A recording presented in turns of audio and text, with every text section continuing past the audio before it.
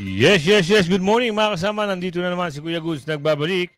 At syempre kung di ka pa nakasubscribe sa ating channel, pa-subscribe na lang po at hit mo na rin yung bell para lagi kang updated sa ating mga video. Ano meron? Oh, eto na ho. Meron ng mga banat ito si Lai. Si Saba Queen. Tama ba? Saba Queen. Queen. Ito, maghihiganti ng kaso. Yan yung title. Hinamon ni Tupacio na ituloy pag nag-back out. Ano kaya yung pag-uusap dito? Alamin natin mga kasama. At itong resulta ng eleksyon ayon sa abogado na si Attorney Glenn Chong, binaboy ang eleksyon at minamanipula. Grabe. Sino nagsabi niyan? Abangan natin yan. Pero nakalike ka na ba? Like nyo muna yung video natin at share nyo na rin.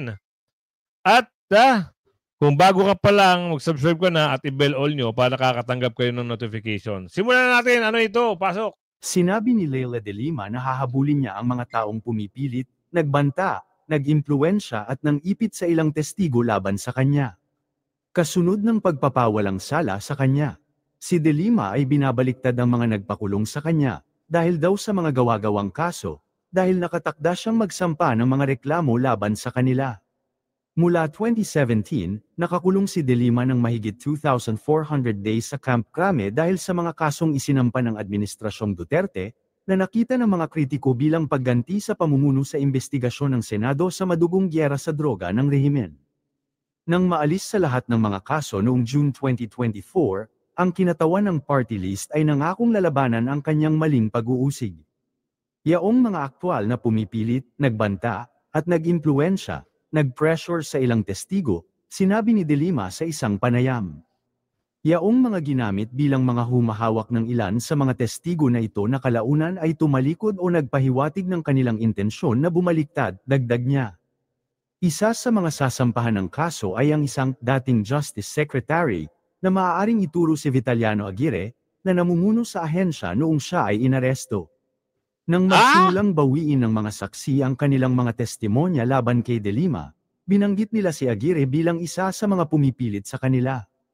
Ang pangunahing testigo na si Rafael Ragos, dating hepe ng Bureau of Corrections, ay inakusahan si Aguirre na pilitin siyang pumirma sa mga inihandang affidavit sa tatlong pagkakataon noong 2016 at 2017, kung saan sangkot si de Lima na tumanggap ng suhol mula sa mga drug lord sa loob ng New Bilibid Prison. Nako, eto na.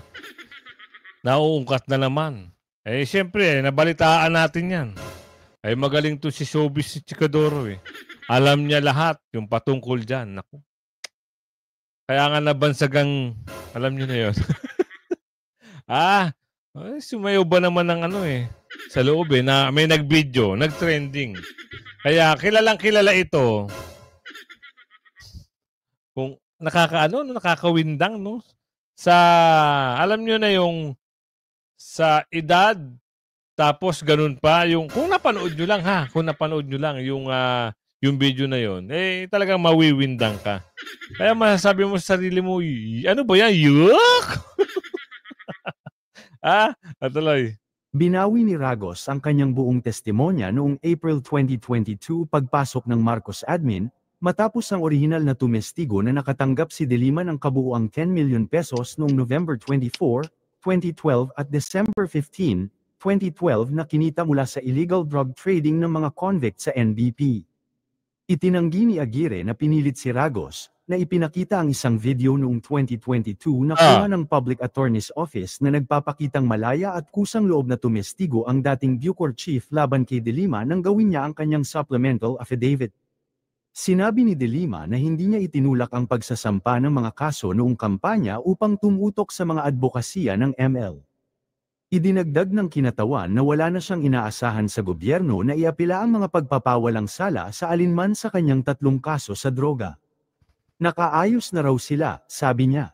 Hindi ko inaasahan ang anumang iba pang mga galaw o anumang iba pang aksyon na maaaring muling magsapanganib sa aking katayuan ng ganap na kalayaan at pagpapawalang sala. Pinagtibay ng Muntinlupa Regional Trial Court Branch 204 nitong Biyernes ang pagpapawalang sala kina De Lima at sa kanyang dating aide na si Ronnie Dayan. Dinuble ni Judge Abraham Joseph Alcantara ang mga punto ng kanyang orihinal na desisyon matapos ibalik ng Court of Appeals ang kaso sa kanya dahil sa pagsasagawa ng grave abuse of discretion sa pag-asa lamang sa pagbawi ni Ragos. Sinabi ni Alcantara na ang orihinal at binagong mga desisyon ay hindi lumilihis o nagbabago ng elementarya na batayan para sa pagpapawalang sala.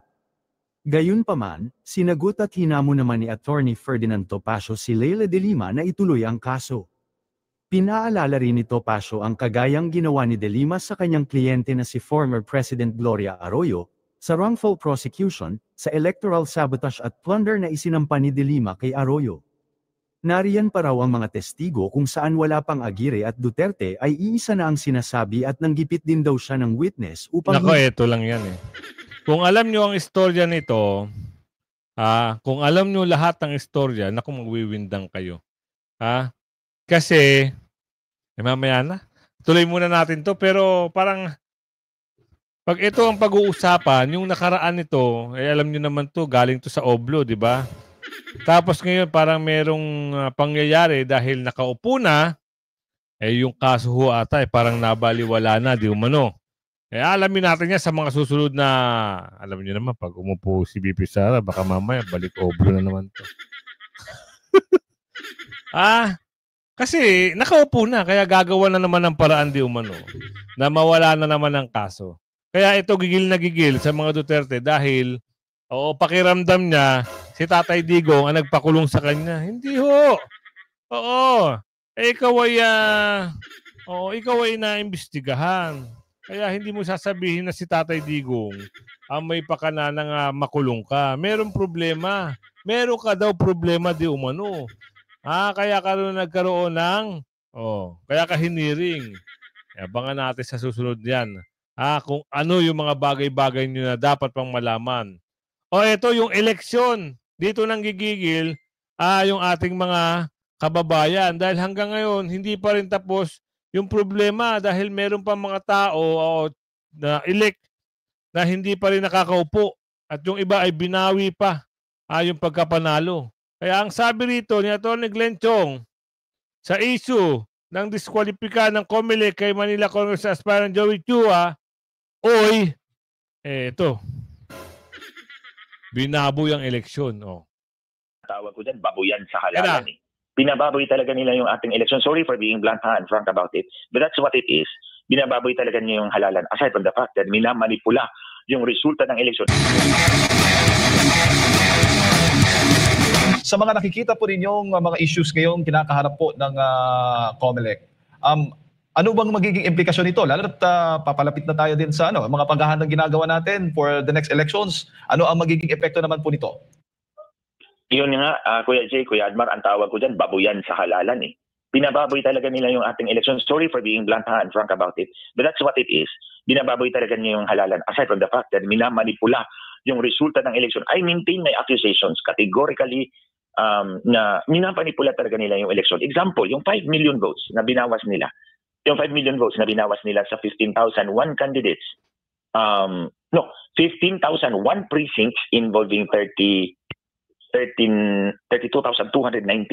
candidates yata yun, if I remember correctly. Binawas nila yun.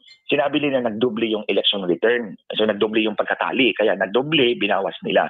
But napakita ko yung resulta sa Banayuyo, Ilocos Sur. Yung leading candidate, si General Felix, retired police general, leading siya. Ang boto niya, 3,251. Tapos, pagkatapos ng alas 2 ng umaga, the day after the elections, kasi May 12, May 13, alas 2 ng umaga, kitang-kita yun ng media. Media ang nakadiscovery nun eh. Binawasan siya ng 501 votes. So, naging 2,750 na lang. From 3,251 votes, naging 2,750 na lang ang boto niya. Kasi nga sabi ng COMELEC, nagbawas sila dahil nagdoble ang election return. Ang problema, yung second placer, hindi nabawasan, nadagdagan. Nako. So kung sinabi mong nagdoble yung election return, parehong nagdoble yung dalawang kandidato. Yan. Kasi wala namang negative at positive doon eh. Pareho naman silang positive, nagdoble eh. So ibabawas mo, pareho silang ibawas mo. Yung pangalawa, yung second placer doon, dinagdagan. Yung first placer, binawasan. So hindi totoo yung sinabi ni George Garcia na nagdoble yung election return. Kasi yung isa, binawasan yung pangalawa. Yung nangunguna, binawasan yung pangalawa, dinagdagan. Pagpasok Yan, bistado na ha. Ilang boses, ilang abogado ang nagsasalita na dito laban kanino? Dito kay Milik Chair. Kaya ito na respisyo ay meron ding binabanggit patungkol dyan sa may machine. Di ba? Yung machine na yan, mahiwaga. Sabi ni Atty. Respicio, kaya alamin nila kung ano laman ng hash. Yan. Yan tayo magaling Milik. Ngayon, eto na. Bakit hindi mo magawang sagutin ito si Atty. Glenchong at hindi mo magawang idemanda? Bakit si Atty. Respicio lang ang nakukuha mong idemanda, sabi ni Aling Ledesma? Yan ay katanungan lang. Tuloy. Ang last two precinct, talo yung first placer, nanalo yung second placer. So kaya sinabi ko, tapos pangalawa, makikita natin yan sa lag ng transmission. Kaya ng makina na i-reject yung multiple transmissions. So anong sinasabi ni George na nagdoble yung election return? Kung kaya ng makina na i-reject yung multiple transmissions, isang transmission lang natanggap nila. There's no chance na nagdoble yung election return pag-record o pag-tally. So kaya minanipula nila yung election na yan aside from the 17 million na overvotes ng mga senators which are exactly divisible by 12 in all 94,000 precincts across the country and in the totals. Hindi yan overvote kasi divisible by 12. Ang overvote is divisible by any 12 plus any fraction thereof kasi sumobra nga yung boto. So 13, 14, 15. So pag dinivide mo yung total or per precinct, dapat ang divisor should be above 12, not 12 exactly. Kasi kung 12 exactly yan, tumpak yan, 12 ang maximum. So valid yung mga boto na yun. Either, itong sa overvote is programming error o daya. So mamili lang sila dyan. So pagkatapos, ito ngayon, pagkatapos ng eleksyon, babaguhin pa yung resulta. Anong tawag natin doon? Binaboy na nga yung resulta on the day of the tallying. Bababuyin pa yung resulta pagkatapos ng halala na proklama na yung kandidato. This is really worse. Itong panahon ni George Garcia is the worst I've ever seen. Grabe, no? Tsaka meron tayo na balitaan.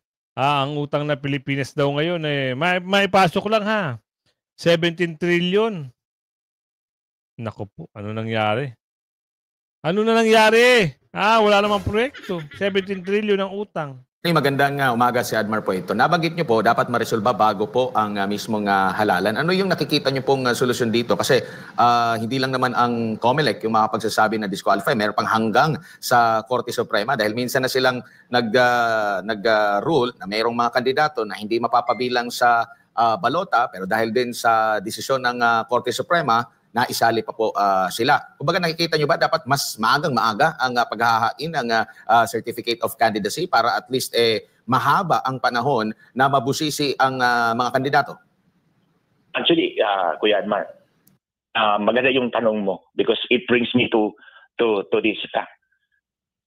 Itong kaso nila Anarna versus Carranza, Duterte Youth versus parang Gabriela Lata yung susunod Yung makakaupo pag mawala yung Duterte Youth, Gabriela plus other dito sa baba. And Uy versus Abante. Yan ang mahirap. Kasi kay Duterte Youth Party List, talagang kita mo hindi na proklama. Ngayon may humahabol. Yung umbrella. Yun ang plano talaga nila Alam nyo naman yung umbrella na yan, taga-mountain yan. Yan yung mahilig mga lampag mag-ingay sa kalsada kapag meron silang gustong kalampagin. Ngayon, yan ang pauupuin. Magkano na naman, At pasalamat na lang tayo doon sa Maynila. Si Atras ay hindi pa pinapaupo dahil meron pang pag-uusap. Itong tatlo na to, it took them so much time. Pero hinabol nila, yung sa 6th District, hinabol nila up to June 30. On the other hand, yung kalaban ni Martin Romualdez na si Nini Amago, pinailan nila ng disqualification. Tinanggal nila sa balota, even before the elections. Bakit kaya nilang tanggalin yung mga kandidato? Gusto nilang tanggalin bago ang eleksyon at kaya nilang habulin ng mga talo na klarong patalo, ipapapanalo. So nakikita ninyo yung operation? Opo. So hindi okay na yung filing ng Certificate of Candidacy pero dapat may cut off ng filing ng mga petitions for disqualification petitions for cancellation of certificates of candidacy, dapat merong cut-off yan. Hanggang dyan lang talaga. And the COMELEC must resolve them before the elections para mawalan ng opportunity na ihabol yung mga ipapanalo yung mga natalo. Like in this case, itong 3 kaso na to. Opo. Doon sa naging desisyon din ng Korte Suprema, kaugnay doon sa second placer, malinaw na dapat ang mamuno is yung mga nanalo talaga, no? So kung nanalo yung halimbawa isang mayor tapos na-disqualify siya kalaunan, yung nanalong vice mayor yung papalit. Ang problema din dito naman sa congressional naman walang ganun na succession. Pero okay ba na yung natalo ang ipapalit na baka mas mainam na magkaroon ulit na lang ng eleksyon para at least malinawan talaga if ever man na ma-disqualify yung isang kandidato na nanalo na siya para at least yung boses pa rin ng taong bayan ang mananaig po, attorney. Tama. Dapat. In the case of sa mayor or governor, pareho lang naman yung posisyon na yan, mayor, governor. Pag na-disqualify yung nanalo, dapat mag-assume yung pangalawa, yung vice mayor o vice governor because bakante yung governor or mayor. At in the case of congressman, single winner position yan. It's either si first placer or second placer. Pero kung ganon, para manaig talaga yung kagustuhan ng taong bayan, mag-eleksyon ka ulit. Magkakandak ka ng special elections. Anyway, it's only one district. Opo, no? Kagaya po nung ginawa doon sa distrito ni Justice Secretary. Di ba? Kita nyo, anong nangyari? Hanggang ngayon, wala pa silang resulta kung sino ba talaga ang mauupo dyan sa District 6 ng Maynila. At yun doon sa silang na disqualify nila kahit nanalo at itong kay Duterte Youth Party List wala pa rin kasiguruduhan dahil dito kay Milik Chair. Nakakawindang kaya nilang manipulahin lahat. Oo, pag nanalo ka, pwede kang matalo. Eto, meron na naman banat dito. Napahiya daw. Lagi na lang mapapahiya talaga yan. Kaya pakinggan natin Tapos magsumbong ni Rizal Ontiveros sa NBI ay tila pinagtawanan siya ng taong bayan. Tila nga daw minumulto siya ng kanyang mga pinagkakagawa. Maaalala natin, noong 2022, mayroon siyang ginawang isang bill. Ayan na. Ito na ha. Dito na lalabas kung ano yung totoo sa totoo. Meron ka naman palang ginawang bill. Ang sabi to, defend press freedom. Defend press freedom. Depensa ang pag-express ng freedom of speech o freedom. Ontiveros file bill to discriminalize libel. Ano nangyari? Bakit parang naghahabol ngayon? Sabi ni Aling Ledesma. Defend press freedom to decriminalize libel. Pero ang ginawa ngayon ni Rizal Ontiveros ay parang kinalaban niya ang kanyang sarili. Ito ang kanyang advokasya noon to defend press freedom. Tama. Pero ang pag-share lamang ng video ni Michael Murillo alias Rene ng mga kilalang certified DDS supporters at vloggers. Habay umiyak na agad si Ontiveros at sinampahan ng kaso ang mga DDS supporters at vloggers. Alam kaya na Rizal Ontiveros ang elements of cyber libel at ang nadamay pa na si Jason Za may buwelta din. Ayan na, ito na. Oo, kasi merong post si Manong Jay ay patungkol ito dito sa kay Madam Kaayo. Kung mababasa nyo lang kung ano nakasulat doon sa post ni Manong Jay, talaga namang kahiya-hiya ito at mapapahiya talaga ang si Kaayo. Bakit? Hindi naman daw siya nag-post. Hindi naman siya ang author. Oo. Buti kung siya ang author, siya ang ipakasuhan. Hindi naman . Tsaka sabi naman, di ba, hindi naman cyber libel yung pagla-like at pag-share. Rizal Ontiveros, kung napahiya ka ng todo sa pagbaliktad ng iyong testigo, problema mo yun. Bakit mo ako idadamay sa kahihiyang sinapit mo? Gawa-gawa ka ng milagro sa buhay Pati iyong taong nananahimik sa bundok, gusto mo pang isali dyan sa mga drama ninyo dyan sa Kamaynilaan. Magdemandahan kayo ni alias Rene hanggang Tama. gusto ninyo. Kayo naman talagang dalawa ang nakakaalam sa tunay na pangyayari o usapan ninyo sa pagtestigo niya sa Senado. Tama. Malay ko ba kung sinong Herodes Yang? Ang alam ko lang kung anong napanood ko sa TV noong iharap mo siya sa Senate hearing at yung mga nakalabas sa mga social media. Pati ba naman yung pagkakonsensya noong Michael Maurilio o alias Rene ay isisi mo pa sa akin. Kayong dalawang mag-usap. Bakit humantong sa baliktaran ng inyong usapan? Kayo namang dalawa ang nagkasundo noong araw. Bakit ngayong nagkaroon kayo ng hindi pagkakaunawaan ay mandadamay ka pa ng ibang tao na wala naman kinalaman sa inyong naging kasunduan? Tama. May pera man yan o wala? Ayaw kong iapil ang inyong kabuwang Madam Chair. Uulitin ko, Risa Ontiveros, problema mo yan. Kaya harapin mo mag-isa yan. Sarili mong multo ang problema mo. Huwag mo akong abalahin sa aking pagbubuki dito sa kanayunan. Oh. Period. Bakit si Atty. Topacio ay hindi magawang sampahan ng kaso ni Risa Ontiveros? Yan ang tanong. Dahil ba siya ay may nalalaman na personal pang nalalaman patungkol kay Risa Ontiveros? Ayon pa nga kay Atty. Topacio, ay talagang gawain na daw ng babaeng ito Naku, ang yan. tila magmanipula ng mga testigo. Kaya't ang hamon ni Atty. Topacio, kasuhan din siya ng magkaalaman na. Kaya't ang mga certified DDS na kinasuhan ni Risa Ontiveros ay nagsagawa ng Facebook Live.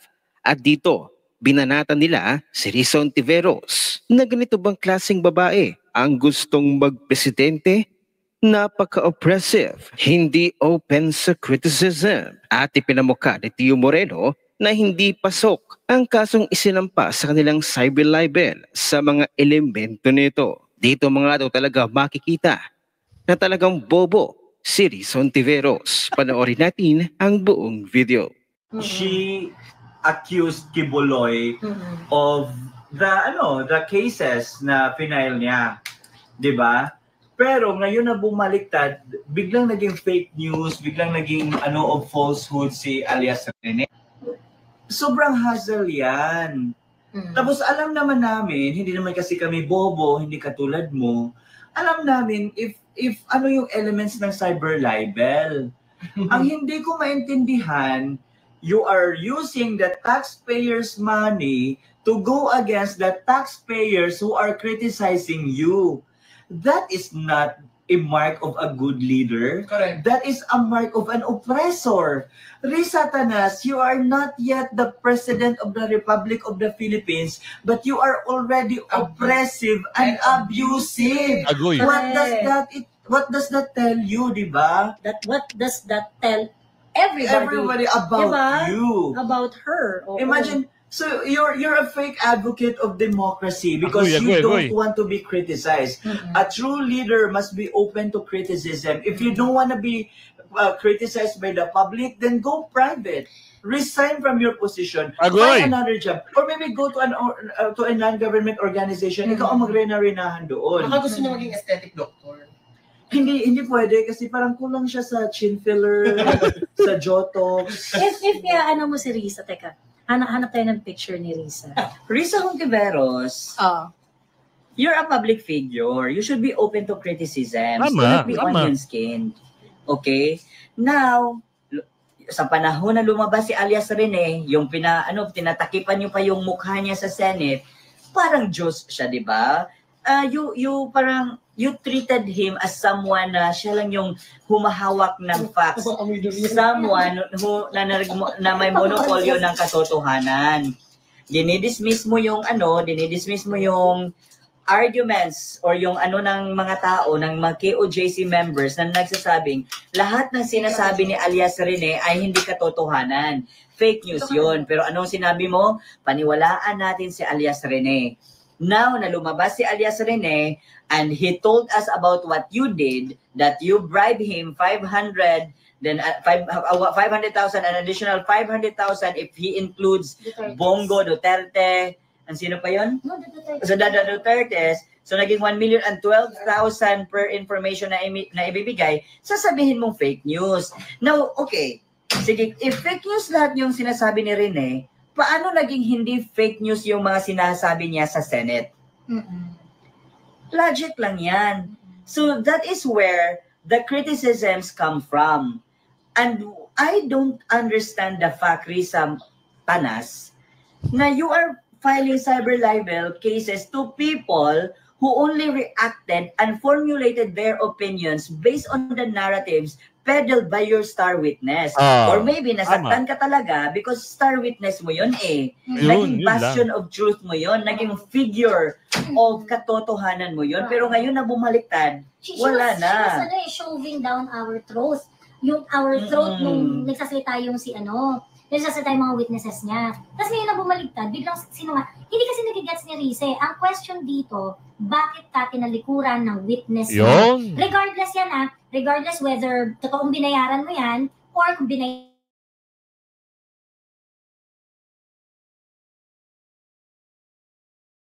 then through hard evidence. Sa ngayon hindi natin mapapatunayan kung sino ang nagbayad kung sino. Even yung sa claim ni Alias Rene, ni Michael Morillo. But the undeniable fact, Risa Ontiveros, makinig ka. The undeniable fact is tinalikuran ka ng witness mo na talagang ginamit mo at talagang binandera mo at pinalulun mo sa aming mga throat na totoo ang sinasabi niya. Bakit ngayon iba na yung sinasabi niya? Yun ang tanong. Isang malaking question. Tapos, remind lang kita, Risa Hontiveros, just in case yung mga PR mo na mga bobo rin naman, kung nakikinig kayo, December 13, 2022, press release ng Senate. Risa Hontiveros, you want to file a bill to decriminalize libel. Yun na. Yeah, that's true. And now you are weaponizing that to silence your critics. Weird, no? Weird, no? Ang plastic mo. Hindi ko maintindihan kung anong klaseng utak meron ka. Kasi guys, makikita nyo yan. I-search nyo yan. Hontiveros files bill to decriminalize libel. Yan na. O nga naman. Diba? I-search nyo lang mga kasama at baka nga makita nyo. Yung bill na yun na ipasa at aprobado ata yun eh. Oo. Merong gano'n na nababasa ang ating ibang kababayan. Lalong-lalo na si Tio. Meron siyang nabasang gano'n. Tapos, parang bakit gano'n? Bigla-bigla na lang na yung sinabi mo at parang bill mo ay parang bumaligtad. Parang parang tawag doon? Parang kinain mo ang sarili mong o ginisa mo ang sarili mo sa mantika. Parang gano'n nangyari. Diba? Gusto niyang i-decriminalize yung libel because siya yung gawa ng gawa at that time. Because she believes that she believes in free speech. Ibig sabihin, she should be unhampered, not limited in whatever it is that she's saying when it comes to criticizing the administration, the government, di ba? Correct.